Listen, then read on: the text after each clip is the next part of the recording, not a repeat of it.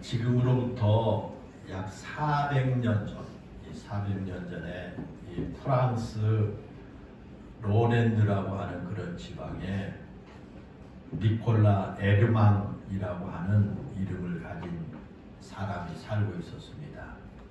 로렌드 지방, 프랑스예요.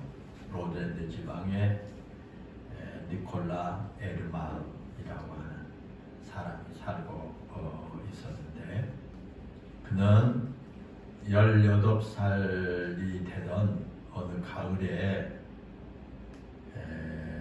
요즘처럼 그 나뭇잎이 그 단풍이 들어서 다 떨어지고 그런 앙상한 가지를 바라보면서 깊은 생각에 잠겨 있던 그런 중에 하나님의 섭리와 하나님의 능력을 깨닫고요, 그리스도인이 되었습니다. 이렇게 늦가을에 단풍이 다 떨어지고 나무에 앙상한 가지만 남아있는 그런 모습을 이제 바라보다가 하나님의 섭리, 하나님의 능력을 깨달은 거예요. 그래서 예수님 믿고 그리스도인이 된 겁니다. 그리고 나서 이 신교와 구교 간에 종교 전쟁이 있었는데, 그거 30년 종교 전쟁이라고 하는 전쟁에 참전했다가 심한 부상을 입게 되고요, 그리고 다리를 저는 장애를 가지게 되었어요. 종교 전쟁 나갔다가 부상당해서 다리를 이렇게 온전하지 못합니다. 장애인이 된 거예요. 그러나 하나님께서 그 전쟁터에서 자신의 그 목숨을 건져 주신 것에 대해서 감사하면서 중세 때 그 유명했던 파리의 카르델 수도원에 들어가서 평신도 수도사로 그렇게 평생을 거기서 보내게 됩니다. 수도사가 된 거예요. 그가 나중에 로렌스 형제로 잘 알려진 사람이 됐어요. 그래서 프랑스 사람들 또 모두가 많은 사람들이 로렌스 형제 그러면 다 알아요. 네, 그가 바로 니콜라 에르망이에요. 그 사람이 나중에 수도사가 돼가지고 로렌스 형제라고 하는 그런 유명한 이름을 가진 사람이 된 거예요. 그가 그 카리멜 수도원에 들어갈 때 나이가 50세였어요. 늦게 수도원에 들어갔지요. 수도사가 되기 위해서요. 그래서 50세가 돼서 그 늦은 나이에 수도원에 들어가가지고 주방에 허드렛 일을 하고요. 수도원에서는 자체적으로 다 하잖아요. 주방에서 허드렛 일을 하고 신발을 수선하고 청소한 일들을 하면서 매 순간 그 하나님의 임재를 경험하고 수도원에서 삽니다. 장애인으로 이 다리를 제대로 쓰지 못한 그런 장애인으로서 그렇게 수도원 들어가서 허드렛 일하고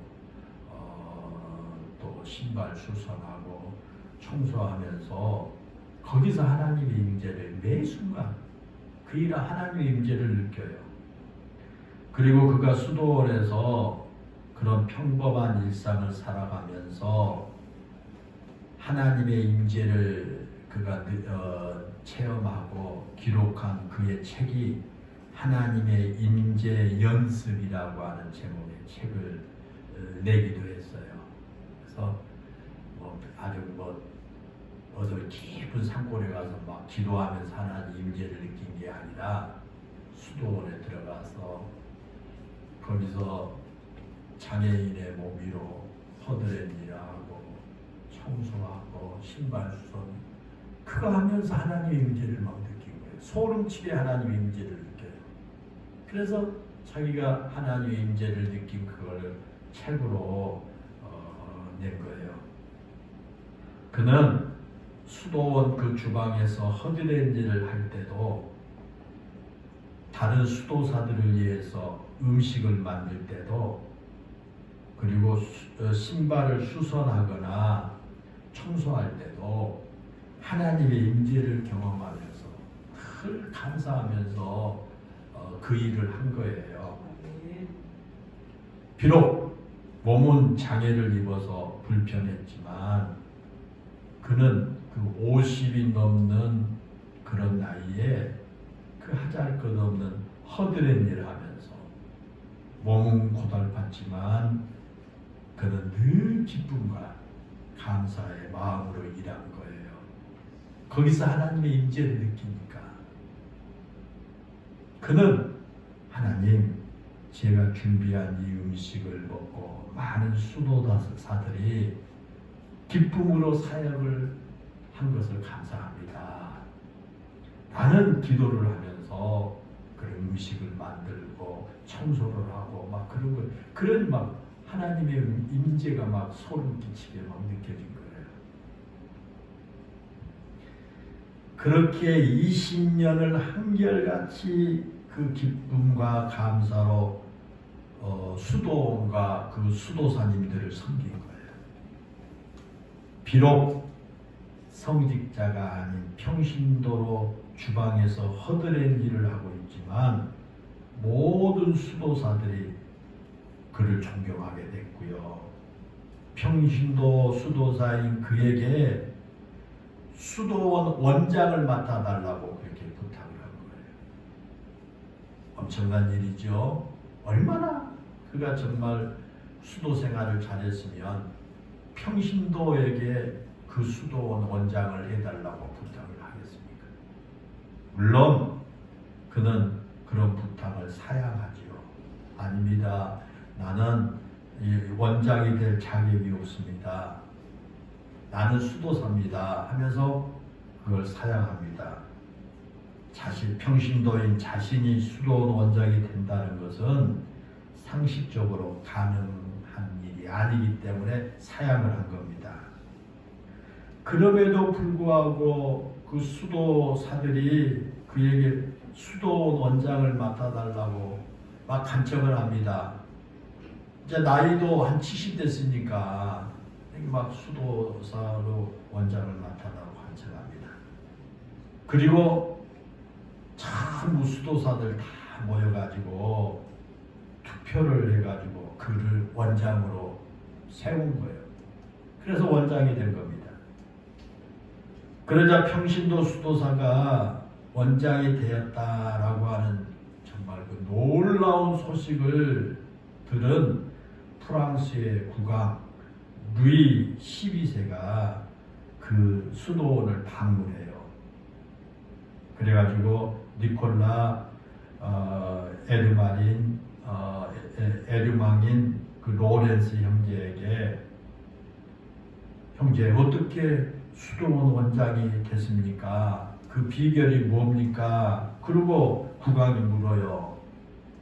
그러자 그때 이 로렌스 형제가 대답하기를, 내가 전쟁에서 몸을 다쳐서 장애를 가지고서도 제가 오늘과 같이 행복하게 섬기는 비결은 감사였습니다. 내가 모든 일에 감사하는 마음을 가지니까 이렇게 행복하게 수도 생활을 했고요. 그랬더니 나 같은 사람을 이렇게 원장으로 이렇게 온 수도사님들이 그렇게 추대를 한 겁니다. 나는 그런 말을 했다고 하는 거예요. 오늘 우리가 이 골로새서를 읽었는데 이 골로새서의 말씀은 감사의 편지라고 부르게 됩니다. 그래서 여러분 골로새서 그러면 감사의 편지구나.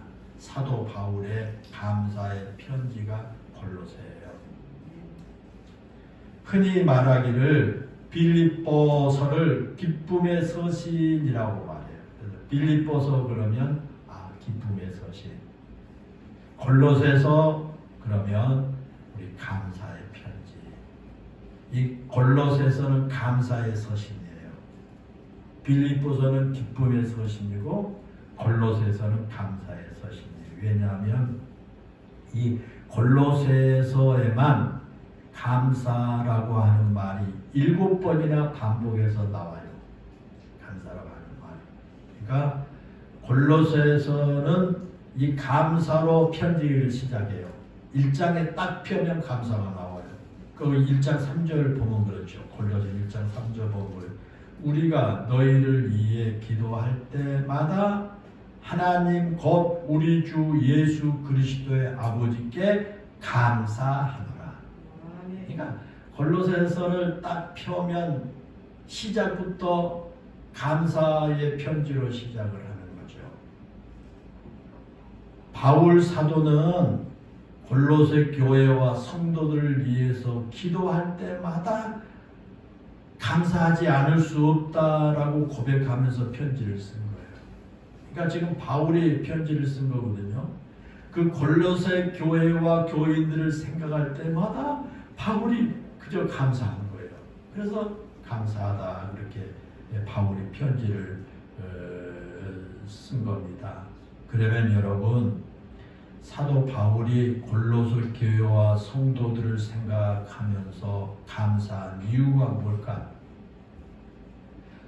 사도 바울이 골로새 교회 성도들을 생각할 때마다 그들이 무엇을 잘했기에 정말 바울이 그렇게 감사하다고 편지를 쓰고 있을까라는 거예요.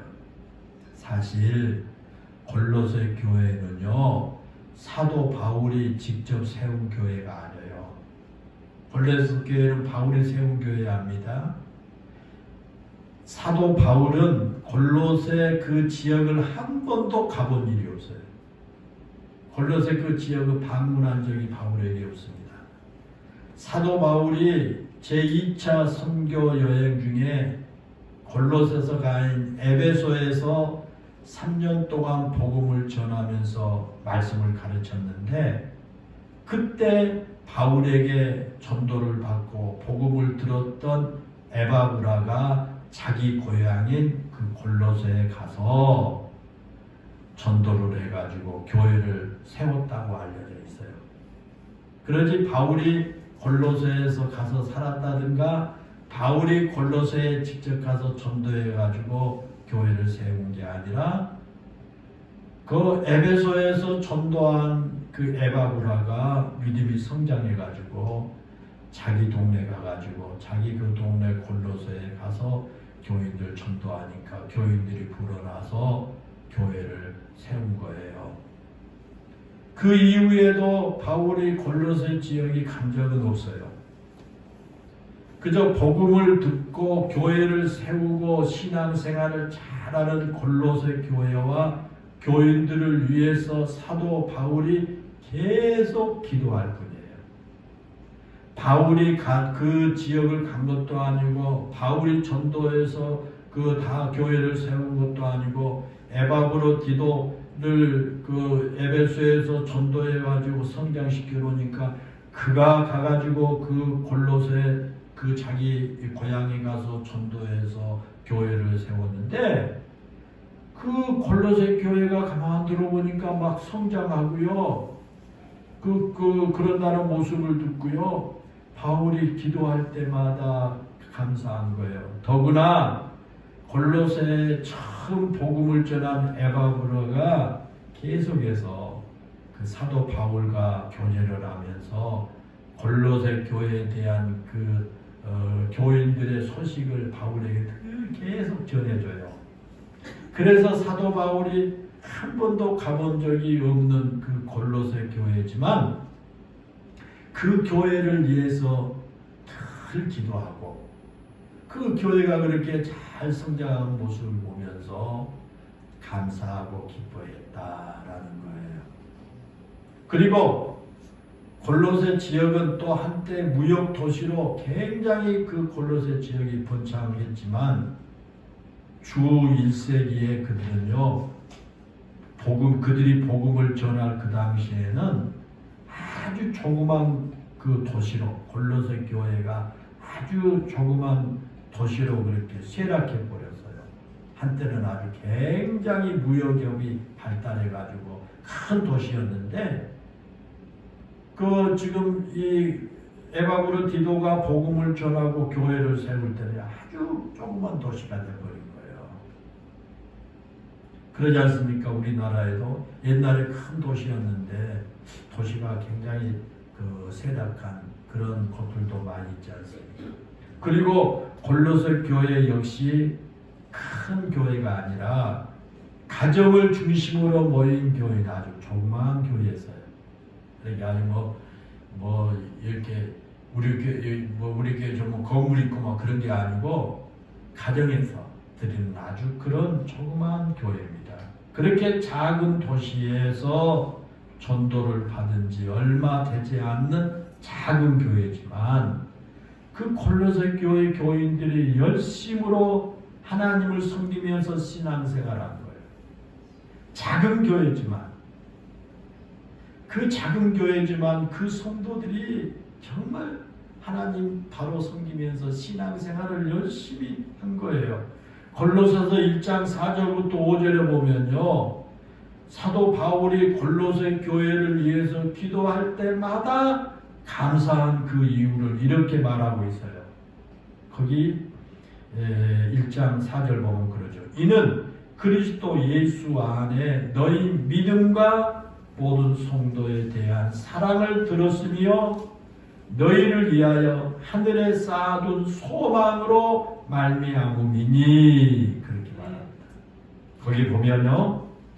거기에 등장하는 중요한 단어 세 가지가 나오죠. 뭐예요? 그것은 믿음과 사랑과 소망이에요. 그러니까 이 사도 바울이 복음을 전하면서 가장 중요하게 여겼던 세 단어가요. 그건 신앙의 덕목, 사도 바울의 신앙의 덕목을 세 가지로 요약했는데 믿음과 소망, 사랑이거든요. 그런데 이제 교회가 생긴 지 얼마 안 돼가지고 조그만 교회인데 가정에서 드리는 그런 교회인데 예배 드리는 교회인데 그 골로새 교회가 믿음과 소망과 사랑 안에서 굳건하게 세워져가는 교회였다라는 거예요. 그래서 사도 바울이 골로새 교회를 위해 기도할 때마다 감사하지 않을 수가 없었다라는 거예요. 바라기는 우리 영일교회가 이 골로새의 교회와 같은 교회가 되기를 간절히 소망합니다. 큰 교회가 아니지만 여기 있는 우리 성도들이라도 이 골로새 교회처럼 진심으로 하나님을 섬기고 믿음과 사랑과 소망으로 늘 신앙의 덕목을 쌓아가는 이런 교회가 될 때 우리 주님이 어느 교회보다 기뻐하실 줄로 믿습니다. 그렇다면 여러분 그런 골로새 교회에는 아무런 어려움이 없었을까요? 그렇게 바울이 기도할 때마다 감사하고 칭찬하는 그런 골로새 교회였기 때문에 골로새 교회가 평안하고 아무 골로새 교회가 어려움이 없었느냐는 거예요. 그들에게 아무 골로새 교회 성도들에게 어려움이 없으니까 믿음과 사랑과 소망의 그 덕목을 신앙의 덕목을 가지고 그렇게 신앙생활을 잘했을까요? 어땠을까요? 여러분 그렇지 않습니다. 특별히 골로새 교회가 겪고 있는 어려움 가운데 하나는요. 거짓으로 가르침으로 인해서 그 성도들의 신앙을 이어가는 이단들이 교회를 혼란스럽게 한 거예요.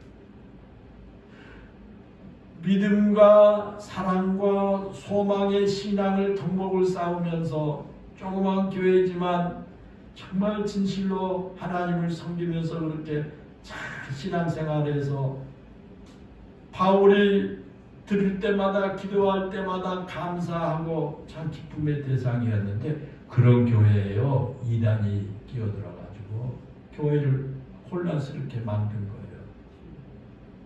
앞에서 말씀을 드린 것처럼 골로새 교회는요 세워진 지 얼마 안 된 교회예요. 우리처럼 50년 되고 그러는 게 아니요. 세워진 지가 얼마 안 됐어요. 큰 교회도 아니에요. 아주 작은 교회, 가정에서 예배를 드리고 뭐 그렇게 그런 교회예요. 이제 막 시작한 작은 교회 생각해 보세요. 이단의 세력들이 들어와 가지고요. 교회를 혼란하게 하니까 그것은 스스로 해결할 방법이 없어요. 그냥 좀 교회가 역사가 있고 또 직분들을 세워서 교회가 조직적으로 잘 갖춰 있다면 그런 이단들이 들어와서 시집어도요.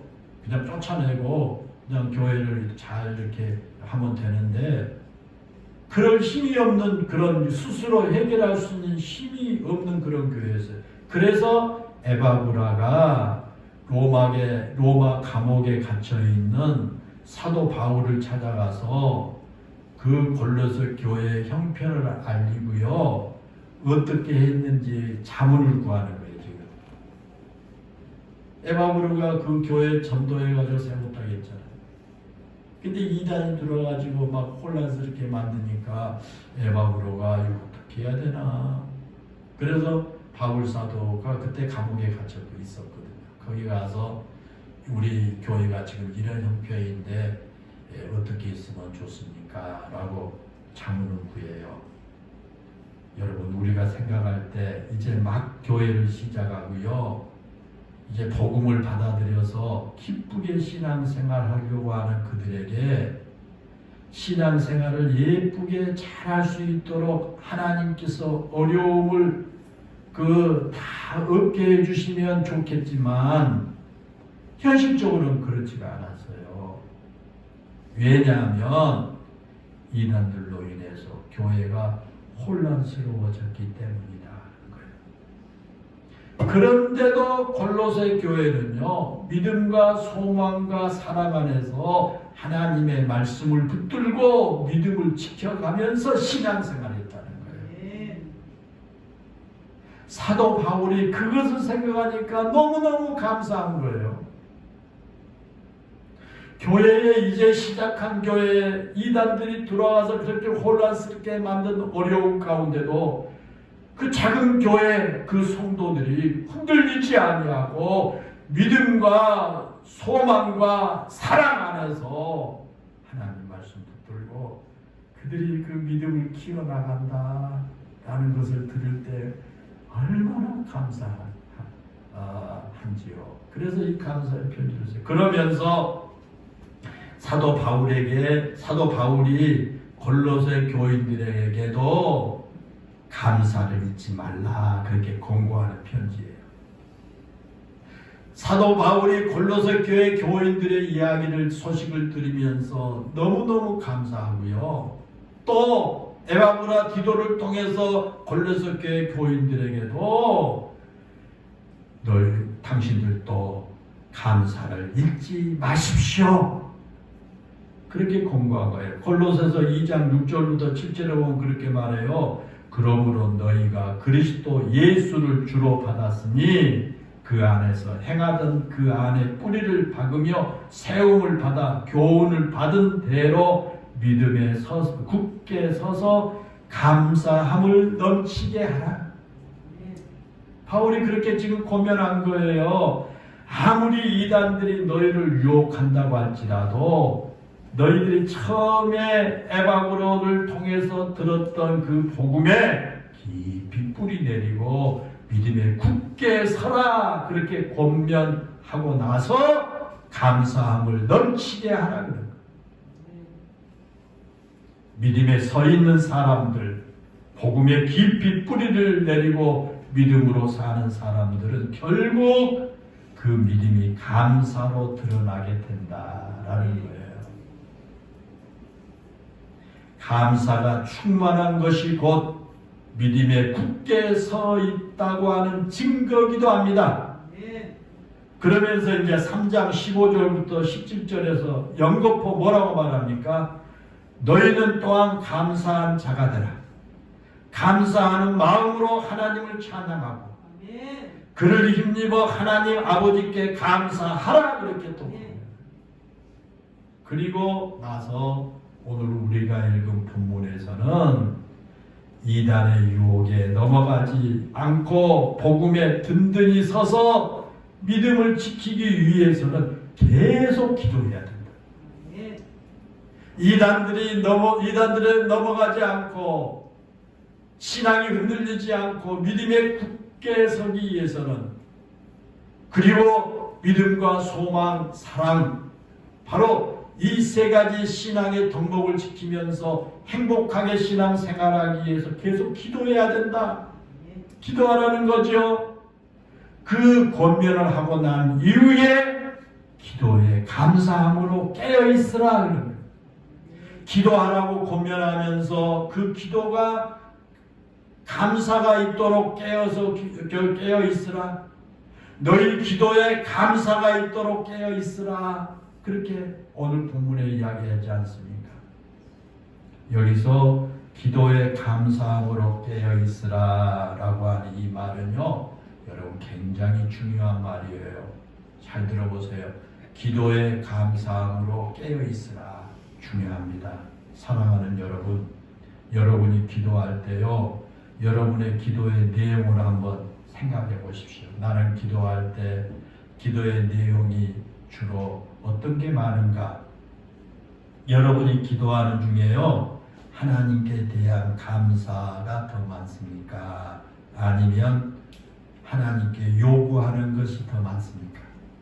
한번 여러분 생각해 봐요. 나는 기도할 때 하나님께 감사하는 기도가 많은가? 아니면 하나님께 요구하는 기도가 더 많은가?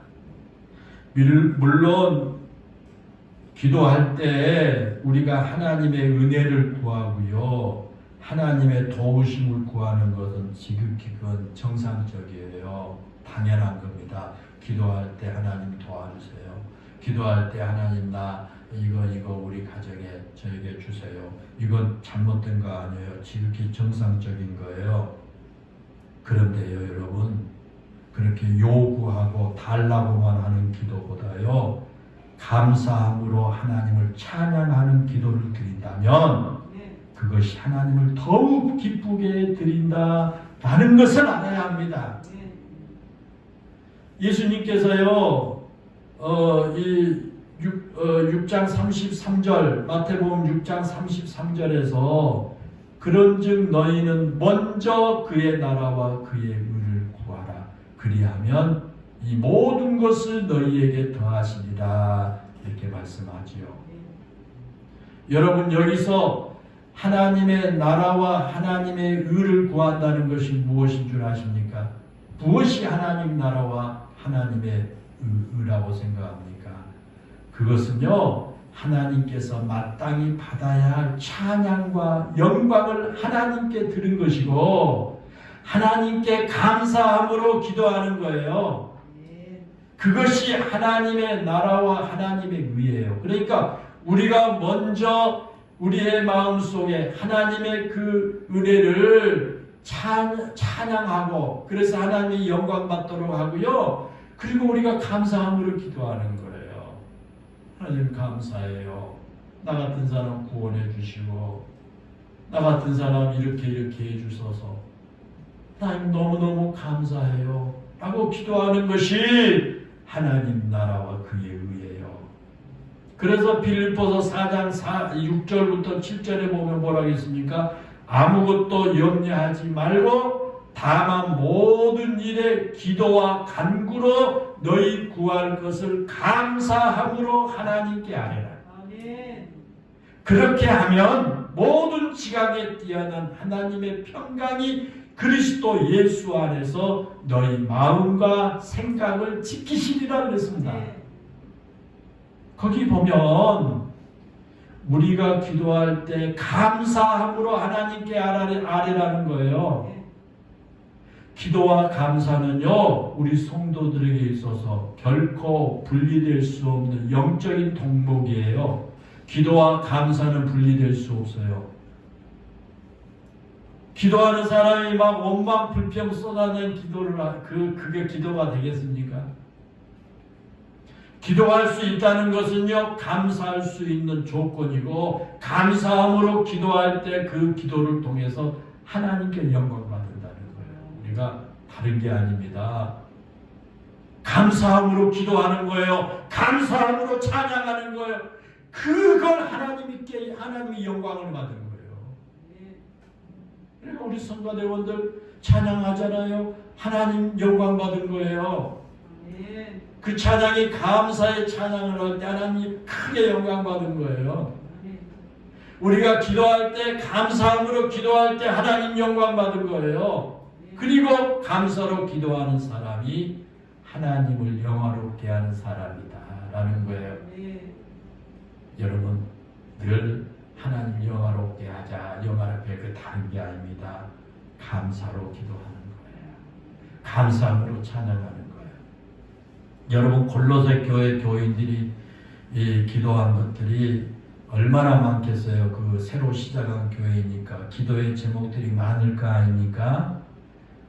초대교회 당시에 예수 그리스도를 나의 구주로 고백하면서 그리스도인으로 산다고 하는 것이 너무너무 힘들었어요. 왜? 초대교회는 그 유대교가 주를 이뤘기 때문에 우리 기독교는 아주 작은 요즘 말로 말하면 작은 교단이었거든요. 그렇기 때문에 너무너무 힘들었어요. 그래서 초대교회 성도들이 사회적으로 소외되고 박해와 고난을 견뎌내야만 합니다. 그런데 골로새 교회 교인들은 거기다가 그 조그만 교회에 이단들의 유혹을 견뎌야만 하는 그런 내적인 그 고난이 또 가중됩니다. 그들은 하나님 사회적으로 가해지는 박해도 견디기 힘든데 왜 우리의 믿음을 유혹하려고 하는 이런 내적 시련까지 우리가 겪어야 합니까? 아직 초보적인 그리스도인인 우리에게 너무하신 거 아닙니까? 라고 기도할 수도 있잖아요. 솔직히 그러지 않습니까? 하나님 우리 교회가 이제 이렇게 부흥되려고 하는데 왜 이렇게 이단들이 우리 교회를 이렇게 하게 만듭니까? 여러분 그렇게 기도할 수도 있지 않겠어요? 지금 골로새 교회가 그런 기도할 수 있지 않겠어요? 그런데 하나님께서는 사도 바울을 통해서 기도하되 감사함으로 기도하라고 하신 거예요. 그런 가운데 너희들 기도하되 감사함으로 기도해라. 기도에 감사함으로 깨어있으라고 말씀합니다. 사랑하는 여러분, 성경이 왜 그렇게 자주 우리에게 감사를 잊어서는 안 된다라고 강조한지 아십니까? 그리고 1년에 2차례씩 감사절을 지키게 하고요. 이 러시아으로 여러분이 다 알지요. 토스토예프스키가 지하로부터의 수기라고 하는 책을 써가지고요. 그 책에서 뭐라고 말하냐면 우리 인간을 두 발로 걷는 배은망독한 존재다. 그렇게 우리 인간을 정의한 거예요. 우리 인간들은요. 두 발로 걷는 배은망독한 존재가 우리 인간이라는 거예요. 저와 여러분이 두 발로 걷는 배은망독한 존재라. 그는 그렇게 책에서 말해요.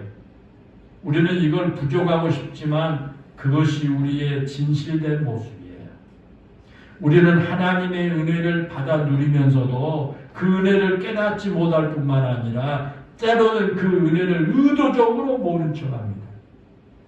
내가 하나님의 은혜에 산다는 것을 인정하면 지금처럼 살 수 없기 때문이에요. 내가 하나님의 은혜 안에 산다는 것을 인정하면요. 그렇게 지금처럼 내가 자유롭게 살지 못한다는 그 때문에 내 마음대로 살 수 없기 때문인 거거든요. 그것은 비단 오늘을 사는 우리만 그런 게 아니에요. 성경에 보면 하나님의 백성이라고 하는 이스라엘 백성들이 그랬지 않습니까? 광야에서 엄청난 하나님의 은혜를 받아서 그들이 생존하고 있음에도 불구하고 하나님의 그 은혜에 감사하기보다는 늘 불평하고 원망하고 심지어 거기서 우상 섬기고 그랬지 않습니까? 약속의 땅 가나안에 들어가서 살면서도 그런 인간의 본성은 그들에게 바뀌지 않았어요. 여전히 그들은 하나님 떠나고 이기적인 욕심에 끌려서 우상 앞에 절하고 하나님의 은혜에 대해서 무관심했지 않습니까? 성경에 나오는 수많은 사람들의 이야기가 오늘날 우리의 모습을 그대로 보여주고 있는 거예요. 그들이나 오늘 우리들이나 별반 다를 바가 없어요. 성경에 나온 그 이스라엘 백성들이나 오늘 우리와 별 다를 바가 없다는 거예요. 그래서 어쩌면 도스토예브스키가 정의한 대로 인간은 두 발로 걷는 대응망덕한 존재다라는 말이 맞는 말일지도 몰라요. 그렇게 끊임없이 하나님의 은혜를 망각하고 욕망에 사로잡혀 사는 우리들이기에 하나님께서 그런 어리석은 욕망의 껍질을 벗고 진실된 그리스도의 모습으로 회복하도록 우리에게 감사하라, 감사하라, 감사를 잊어서는 안 된다. 그렇게 말씀을 하신 겁니다. 아멘. 사랑하는 여러분, 여러분의 삶이 너무도 힘들어서 감사가 할 수 없다고 생각이 드십니까? 이렇게 힘들고 고달픈데 내가 무슨 감사냐고 반문하고 싶지 않습니까? 여러분의 생각과 여러분이 바라는 대로 되는 것이 하나도 없는데 뭐가 내가 감사하냐고 항변하고 싶지 않습니까? 잘 들어보세요. 독일의 작가인 보도 세퍼라고 하는 사람이 멘탈의 연금술이라고 하는 책을 썼는데 그 책에서 그는 뭐라고 말하냐면 우리는 벽에 부딪힐 때마다 가장 먼저 고맙다고 말해야 한다. 내가 벽에 부딪힐 때마다 내가 가장 먼저 고맙다, 감사하다 그런 말을 해야 된다는 거예요. 성공의 기회가 주어지고 있기 때문이라는 거예요. 그거 벽에 부딪힘으로 성공의 기회가 주어지고 있다는 거예요. 어떤 일을 하거나 도전을 하고 있는데 벽이 나타나지 않았다고 해보자 이는 아주 가벼운 아령으로 근육 운동을 하는 것이나 마찬가지다 그랬어요. 그러면서 우리는 벽에 부딪히고 그 벽을 통과하면서 성장한다. 벽에 막 부딪히고 그 벽을 통과하면서 성장한다. 사랑하는 여러분, 그렇습니다. 우리에게 고난이 있고 시련이 있기 때문에 우리는 성장합니다. 내 앞에 쉽고 평안한 길만 있다면요, 우리는 결코 승리의 길로 갈 수가 없습니다. 보도세포가 말한 것처럼 맨날 뒷동산에나 오른 사람은 히말리아를 오를 수가 없잖아요. 맨날 뒷동산에만 올라가요. 히말리아를 못 올라요. 힘들더라도 조금 더 높은 산에 도전해야 합니다. 그리고 그 도전에 우리는 감사하는 마음을 가져야 됩니다. 거기에 나를 연단하여 더욱 크게 하시는 하나님의 뜻이 있기 때문이다.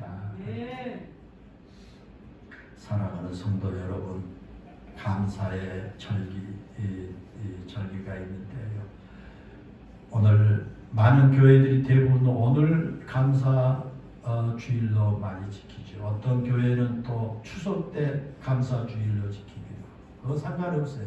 우리 교회는 다음 주에 감사 주일과 함께 우리 50주년이 되어서 우리 감사하면서 예배드리고 또 직분자를 세우는 그런 아주 귀한 시간 말이죠. 여러분의 환경을 바라보면서 낙심하지 마시고요. 오늘을 살아가는 여러분 자신을 바라보면서 감사하며 사시기를 바랍니다. 하나님께 감사함으로 기도하십시오. 감사는 하나님을 기쁘게 하는 최고의 방법이에요. 하나님을 영화롭게 하는 방법입니다. 감사함으로 찬양하시고 감사함으로 기도하십시오. 하나님 기뻐하시고 하나님 영광 받으시고 우리에게 더 큰 은혜와 축복을 주실 줄로 믿습니다. 기도합니다. 은혜롭고 감사하신 하나님, 금년 한 해도 이렇게 풍요로운 한 해 주셔서 참 감사합니다. 들판을 보나 어디를 보나 풍요로운 열매들이 이렇게 맺혀 있습니다. 특별히 우리나라를 이렇게 해마다 풍요롭게 열매 맺게 하여 주소서. 우리가 먹고 살아갈 식량이 넉넉하고 남아돌도록 풍성하게 해 주신 것을 하나님 감사합니다. 이런 하나님을 바라보면서 오늘 사도 바울의 권면처럼 감사함으로 기도하는 우리 성도들 다 되게 해 주세요. 잃어버린 감사, 회복하는 그런 기회들 되게 해 주세요. 우리 성도들이 환경만 바라보고 낙심하지 않게 해 주시고, 오늘날 나를 여기까지 인도하시고 오늘날 내가 있게 하신 것을 생각하면서 감사를 되찾고 감사를 회복하고 감사함으로 찬양하고 감사함으로 기도해서 하나님을 기쁘시게 해두고 하나님께 영광 돌리게 해 주세요. 예수님의 이름으로 기도하옵나이다.